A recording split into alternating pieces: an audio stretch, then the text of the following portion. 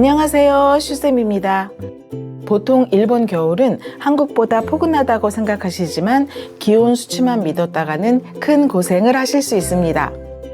일본 겨울의 진짜 무서움은 바깥 날씨가 아니라 우리가 미처 몰랐던 실내 추위에 있기 때문입니다. 제가 동경에서 10년 동안 거주하며 뼈저리게 느낀 일본 겨울 기온의 함정과 결정적인 차이점 3가지를 지금부터 말씀드리겠습니다. 이 영상을 통해 일본의 낯선 실내 추위를 이해하고 새로운 시각을 갖게 되실 겁니다.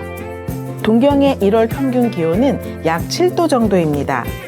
일본에 간 첫 해 겨울 한국에 계신 아버지가 아주 두툼한 무스탕을 보내주셨습니다.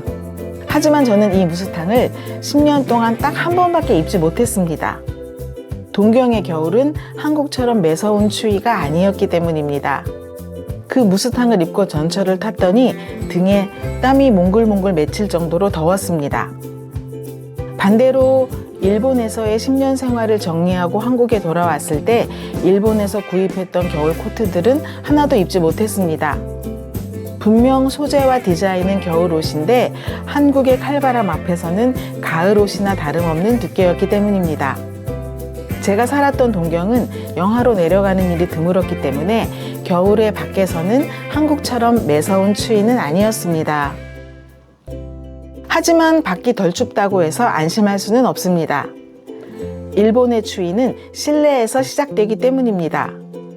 한국은 보일러 덕분에 한겨울에도 집에서 반팔을 입고 맨발로 다니는 경우가 많습니다. 하지만 일본에서는 상상하기 어려운 일입니다. 세계보건기구는 겨울철 실내 온도를 최소 약 18도 이상 유지할 것을 권고하고 있지만 일본의 실내 온도는 13도에서 15도 정도라고 합니다. 맨션은 단열이 보강이 잘 되어 있는 집도 있지만 저는 아파트에 살았기 때문에 단열이 잘 되지 않아서 집 안에서 담요 같은 두꺼운 극세사 옷을 입고 생활했습니다. 체온 조절이 어려운 아이들이 있는 집이라면 이런 방한 의류는 필수품입니다. 특히 재미있는 아이디어 실내복이 많습니다. 이불을 덮고 누웠을 때 어깨 사이로 들어오는 찬 공기를 막아주는 전용 제품도 종류가 다양합니다. 이런 제품이 대중적으로 팔릴 정도로 일본의 실내 공기는 서늘합니다. 일본의 추위는 바깥보다 집 안의 난방 대책이 더 절실했습니다. 마지막으로 가장 불편했던 점은 결로 현상이었습니다. 일본 주택은 지진 대비와 통기성 때문에 베란다에 외창 유리가 없는 경우가 많습니다. 제가 살았던 집도 바깥과 실내가 단 한 장의 유리창을 경계로 분리되어 있는 구조였습니다.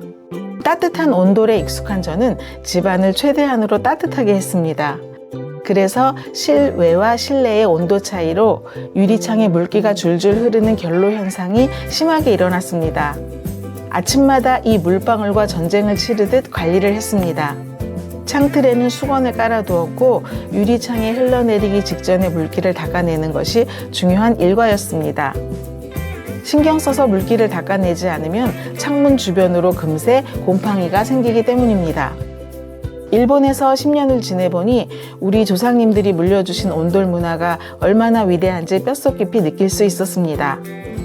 여러분도 일본 여행이나 생활 중에 이런 실내 추위를 경험해 보신 적이 있으신지 궁금합니다. 댓글로 여러분들의 경험담을 공유해 주시면 감사하겠습니다. 오늘 영상이 유익하셨다면 구독과 좋아요 부탁드립니다. 다음에도 생생하고 깊이 있는 일본 이야기로 찾아뵙겠습니다. 감사합니다.